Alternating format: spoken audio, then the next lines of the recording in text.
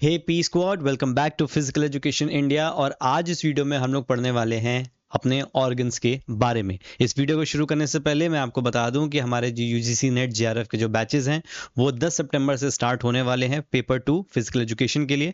तो आप अगर इन बैचेस को ज्वाइन करना चाहते हैं तो ऐप हमारा डाउनलोड कीजिए, नीचे डिस्क्रिप्शन में लिंक दिया हुआ है ऐप का। वहाँ जाके आपको यूजीसी नेट के बैच में कुछ फ्री डेमो लेक्चर्स मिल जाएंगे, उनको जाके विजिट कीजिए, हमारे डेमो लेक्चर्स देखिए और फिर फटाफट इस बैच को ज्वाइन कीजिए ताकि इस बार आपकी प्रिपरेशन जो है वो बेस्ट हो पाएगी और इससे अच्छी प्रिपरेशन आपकी कभी नहीं हो पाएगी, कभी नहीं हुई होगी, ये मैं आपको गारंटी देता हूं। तो फटाफट आप बैच को ज्वाइन कर लो ताकि आप हमारे साथ मिलकर इस बार अपना बेस्ट एग्जाम देके अपने बेस्ट नंबर लाके अपना सिलेक्शन इसमें करा पाओ। चलो फटाफट शुरू करते हैं इस टॉपिक को और बहुत ही आसान भाषा में हम इसको पढ़ेंगे, जिसमें हम स्टार्ट करेंगे इसको आईज से। ठीक है, तो sense organs, a brief account of the structure and functions of the I and year. अच्छा, एक चीज मैं आपको और बता दूं कि अगर आप इन नोट्स को डाउनलोड करना चाहते हैं या ये नोट्स अगर आप लेना चाहते हैं सारे टॉपिक्स के, तो उसके लिए भी आप ऐप में जाके नोट्स को परचेज कर सकते हैं ताकि आप रिवीजन के लिए इनको बेहतरीन तरीके से यूज कर पाओ और बाकी वीडियोस तो आपको यूट्यूब पे फ्री ऑफ कॉस्ट मिल रहे हैं। चलो स्ट्रक्चर ऑफ द आई की बात करते हैं। The human I is a spherical organ approx 2.5 centimetre in diameter located in the I socket, या फिर जिसको हम ऑर्बिट भी बोल सकते हैं। ठीक है, तो ये इंपॉर्टेंट है कि ऑर्बिट में ये लोकेट होता है। अच्छा, आपको पता होगा कि ब्रेन में ऑसिपिटल लोब जो होता है ये हमें विजन के लिए हेल्प करता है। ठीक है, तो ये भी आप ध्यान रखना। चलो अब कुछ मेन पार्ट्स की बात कर लेते हैं और यही आपके लिए सबसे ज्यादा इंपॉर्टेंट है, जिसकी बहुत सिंपल सी टेबल देखो यहाँ पे बना दी है। पार्ट्स में अगर हम बात करें तो सबसे पहले देखो स्क्लेरा, इसका क्या काम होता है? आउटर व्हाइट लेयर होती है जो कि प्रोटेक्शन एंड शेप में हेल्प करती है। फिर कॉर्निया होती है, ये भी काइंड ऑफ आपका प्रोटेक्शन में हेल्प करती है, आप यहाँ इमेज में भी देख सकते हो। ठीक है, ये आपका कॉर्निया हो गया जो सबसे बाहरी वाला हिस्सा है, ये डिसाइड करता है कि कौन सी चीजें आंख के लिए बेहतर है, किन चीजों को रिस्ट्रिक्ट करना है, ये सारी चीजें कॉर्निया के अंदर आती है, तो बहुत इंपॉर्टेंट है। ट्रांसपेरेंट फ्रंट पार्ट होता है, reflects light into the I. Iris फिर कलर्ड पार्ट ऑफ आई है, प्यूपल के साइज को ये कंट्रोल करता है। फिर प्यूपल क्या है? खुद सेंट्रल ओपनिंग इन आइरिस है। रेगुलेट्स लाइट एंट्री, आपने देखा होगा प्यूपल क्या काम करती है कि ये डायलेट होती है। जब बहुत तेज लाइट होती है तो आपकी जो प्यूपल्स होती हैं वो छोटी हो जाती हैं, है ना। और जब आपने देखा होगा लाइट्स बहुत कम होती हैं तो प्यूपल आपकी डायलेट होकर खुल जाती है ताकि आप और ज़्यादा लाइट को उसमें अट्रैक्ट कर पाओ और बहुत अच्छी तरीके से देख पाओ। ठीक है, फिर लेंस होते हैं, ये भी ट्रांसपेरेंट होते हैं। रेटिना होता है, रेटिना बहुत ज़्यादा इंपॉर्टेंट होता है। ठीक है, inner layer with photoreceptors converts light into nerve impulses. आप देख सकते हो रेटिना आपका बैक पार्ट होता है जो कि हमारे जो लाइट्स हम कैच कर रहे होते हैं उसको केमिकल सिग्नल्स बना के ब्रेन में हमारे भेजता है। इसी तरीके से आपको समझ में आता है कि आप क्या देख रहे हो, तो रेटिना बहुत इंपॉर्टेंट है। फिर ऑप्टिक नर्व है, एडिकस ह्यूमर है और विट्रस ह्यूमर है। ये सारी चीजें आप जरूर से याद कर लेना क्योंकि क्वेश्चंस में, फैक्चुअल क्वेश्चंस में सीधे सीधे आपसे पूछा जा सकता है। फिर फंक्शंस ऑफ द आई देख लेते हैं।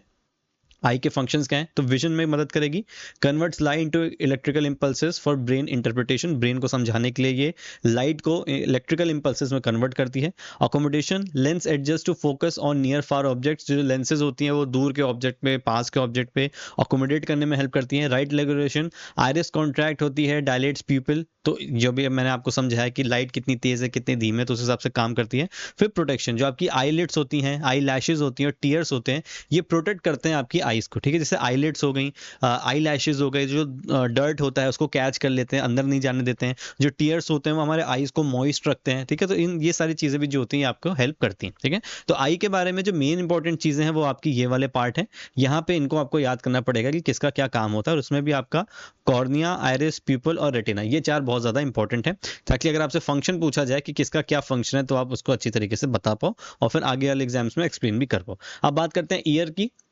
तो जैसे ऊपर ऑसिपिटल हमने ऑसिपिटल लोब की बात करी थी, तो ये हमारा टेम्पोरल लोब होता है ब्रेन में, जहां पे हमारा जो हियरिंग होता है उस चीज को जो हमें समझने में मदद करता है, जो चीजें भी हम सुनते हैं कान से, तो टेम्पोरल लोब बेसिकली प्रोसेस करता है जिसमें हमें ये सारी चीजें समझ में आती हैं। फिर इसमें बात कर लेते हैं, तो इसमें एक्सटर्नल ईयर में देखो आपका पिन्ना और ऑडिटरी कैनाल होता है। मिडल ईयर में आपका टिम्पैनिक मेम्ब्रेन, जिसको हम ईयर ड्रम बोल सकते हैं। ईयर ड्रम आप ज्यादा सुने होंगे बट इसका जो साइंटिफिक नेम है दैट इज टिम्पैनिक मेम्ब्रेन। फिर ऑसिकल्स हो गए जिसमें आपका मैलियस, इनकेस्ट और स्टेप्स जो बोन्स होती हैं वो आ गई, और फिर ईस्टियन ट्यूब आ गया। देन इनर ईयर जो कि सबसे ज्यादा इंपॉर्टेंट है, जिसमें आपका कॉक्लिया, सेमी सर्कुलर कैनल्स और वेस्टिब्यूल, ये तीन चीजें जो आपके हियरिंग और बैलेंस में मदद करती हैं, ये तीनों चीजें आपके इसके अंदर आ जाती है। ठीक है, अच्छा एक क्वेश्चन मेरा आपका और है, आप लोगों को पता होगा कि हमारी बॉडी के बैलेंस के लिए ईयर के अंदर एक लिक्विड होता है जिसका नाम ई से स्टार्ट होता है, वो आप कमेंट करके बताना कि उस लिक्विड को क्या बोलते हैं। ठीक है, वैसे दो होते हैं, आप दोनों को लिख सकते हो, नहीं तो आप एक लिख सकते हो जो मैंने आपसे पूछा। चलो की स्ट्रक्चर्स की बात करते हैं। जो कॉक्लिया है, जो सबसे बहुत ज्यादा इंपॉर्टेंट पार्ट है, ये स्पाइरल शेप्ड ऑर्गन है कंटेनिंग हेयर सेल्स इसके अंदर होती है that convert sound waves into nerve signals. अगर आप कॉक्लिया देखोगे तो इनर सेल में हमने इसको देखा था कॉक्लिया, और ये देखो अंदर का ये पार्ट होता है, ठीक है। ये क्या काम करता है, ये हमारे सिग्नल्स को नर्व सिग्नल्स में जो नर्व सिग्नल्स होते हैं उसमें कन्वर्ट करता है, ताकि हमारे ब्रेन को समझ में आ सके कि हम क्या चीजें सुन रहे हैं। फिर सेमी सर्कुलर कैनाल्स है, ठीक है, ये डायनेमिक बैलेंस यानी कि मूवमेंट में मदद करते हैं। वेस्टिब्यूल जिसमें ऑर्ट्रिकल और सैक्यूल है, ये स्टैटिक बैलेंस में मदद करते हैं, यानी कि जो आपकी हेड पोजीशन होती है उसमें मदद करते हैं। और ऑडिटरी नर्व जो होती है carry signals to the brain temporal lobe. देखो इस ये जो टॉपिक है ना, इसमें समझाने को ज्यादा कुछ नहीं है, इसमें याद करने की चीजें ज्यादा है, इसलिए नोट्स में मैंने सारी चीजें यहाँ पे मेंशन कर दी है ताकि आप इन चीजों को याद कर पाओ और रिवाइज कर पाओ, क्योंकि अगर आपसे पूछा जाए तो आप इनको आंसर कर पाओ, ठीक है। तो ये डायनेमिक बैलेंस मूवमेंट को क्या कंट्रोल कर रहा है, जैसे सेमी सर्कुलर कैनाल्स हो गए। वेस्टिब्यूल में आपके ऑर्ट्रिकल और सैक्यूल हैं, ये आपके स्टैटिक बैलेंस को मेंटेन करते हैं। तो ये कुछ ऐसे टर्म्स हैं जो कि आपको याद करने पड़ेंगे, इसमें समझाने के लिए कुछ नहीं है ऐसा, ठीक है। फंक्शंस देख लेते हैं। तो हियरिंग है, तो हियरिंग में मदद करता है। और फिर बैलेंस और इक्विलिब्रियम में भी स्टैटिक बैलेंस और डायनेमिक बैलेंस, ये भी हमने ऊपर देख लिया था, जिसमें ईयर हमारा मेंटेन जो हेल्प हमें करता है, ठीक है। चलो नेक्स्ट देख लेते हैं, स्किन की बात करते हैं फटाफट। स्ट्रक्चर ऑफ द स्किन देख लेते हैं। Skin is the largest organ of the body, तो जो स्किन है वो हमारी बॉडी की लार्जेस्ट ऑर्गन है। एपिडर्मिस होती है हमारी आउटर मोस्ट लेयर, डर्मिस होती है मिडल लेयर, और हाइपोडर्मिस जिसको सबक्यूटेनियस भी बोल सकते हैं, ये हमारी डीपेस्ट लेयर होती है स्किन की, ठीक है।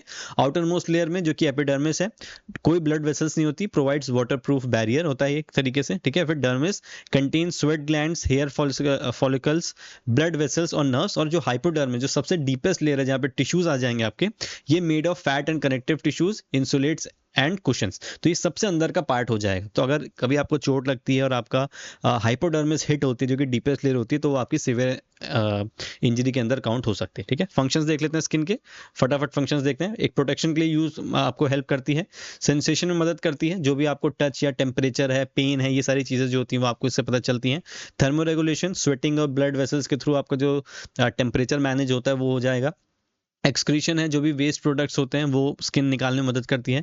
विटामिन डी को सिंथेसाइज करने में हेल्प करती है। आपको पता है विटामिन डी जैसे कि हम लोग सनलाइट से लेते हैं, जो कि यूवी लाइट से हमको मिलती है, यूवी रेस से, तो उसको एक्टिवेट करने में मदद करता है। और फिर वाटर प्रूफिंग एंड हाइड्रेशन, तो एक्सेस वाटर लॉस को भी हमारी जो स्किन होती है वही हमारा मेंटेन करती है, ठीक है। तो ये सारी चीजें थी स्किन के बारे में। फटाफट टंग के बारे में पढ़ लेते हैं। टंग में आपका एक लोकेशन होती है जिसको बोलते हैं पैपिले, जिसमें आपके टेस्ट बर्ड्स होते हैं, ठीक है। तो ये इंपॉर्टेंट है, आपके टेस्ट बर्ड्स कहाँ पे होते हैं, तो पैपिले एक जगह होती है, लोकेशन होती है टंग की, वहां पे आपके टेस्ट बर्ड्स होते हैं जो कि आपको मदद करते हैं टेस्ट को पहचानने में। Each bud contains gustatory receptors connected to sensory nerves, तो ये इनका टर्म नाम याद कर लो, ठीक है, जो कि आपको हेल्प करेंगे। अब प्राइमरी टेस्ट में देखो, स्वीट, सॉल्टी, सार और बिटर, ये 4 तरह के होते हैं, ठीक है। स्वीट जो होती है आपके टंग के टिप पे, आप यहाँ से आप पहचान सकते हो कि आपका स्वीट क्या है, कोई चीज़ या किसी दूसरे फ्लेवर में है। फिर सॉल्टी साइड से आपको पता चलता है, सार भी आपको साइड से पता चलेगा, और बिटर बैक ऑफ द टंग में आपको बिटर चीजें पता चलती है, ठीक है। चलो function of the tongue in taste की बात कर लेते हैं। तो identifies edible versus harmful substances, तो टंग जो होती है वो टेस्ट से पता लगा लेती है कि कोई चीज़ अच्छी है या ख़राब है। जैसे आप लोग जनरली खाना खाते होगे कहीं बाहर, तो आपको समझ में आ जाता होगा टेस्ट करते ही, ठीक है। एड्स इन डाइजेशन, तो सलाइवा ट्रिगर करती है, हमने ऊपर देखा था अपने डाइजेस्टिव सिस्टम में किस तरीके से सलाइवा जो एंजाइम्स होते हैं वो हमारे मुंह में ही बनना शुरू हो जाते हैं और ब्रेक डाउन करना शुरू कर देते हैं फूड का। Important for speech and food manipulation, तो स्पीच में बोलने में और फूड को मैनिपुलेट करने में भी बहुत ज़्यादा टंग इंपॉर्टेंट पार्ट प्ले करती है, ठीक है। अब बात करते हैं ऑर्गन ऑफ स्मेल के, जो कि है नोज।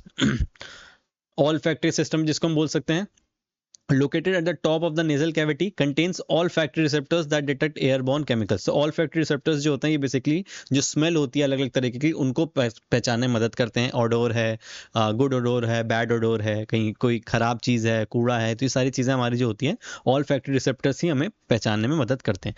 फिर प्रोसेस ऑफ सेल जिसको ऑल्फैक्शन बोल सकते हैं, ये इंपॉर्टेंट टर्म है, ठीक है, ये मैंने इसलिए यहाँ पे आपके लिए लिखा है हम लोग ने। ऑल्फैक्शन इस प्रोसेस को बोलते हैं जो आपका स्मेल का पूरा प्रोसेस होता है।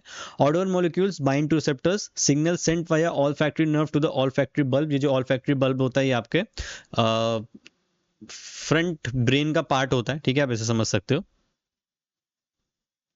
फोर ब्रेन आप समझ सकते हो, फोर ब्रेन या फ्रंट ब्रेन आप इसको बोलो। तो ऑल फैक्टरी बल्ब वहाँ पे सिचुएटेड होता है और फिर brain interprets the signal as a specific smell. तो इस तरीके से आपका एक प्रोसेस चलता है पूरा स्मेल का आपके ब्रेन में जाने का और आपको समझाने तक का। ठीक है, फंक्शन ऑफ स्मेल क्या है? एनहांसेस टेस्ट, टेस्ट को बढ़ा देता है। ठीक है, किसी भी चीज़ को खाने से पहले जब हम स्मेल करते हैं तो हमें उसका टेस्ट और ज़्यादा अच्छा लगने लगता है।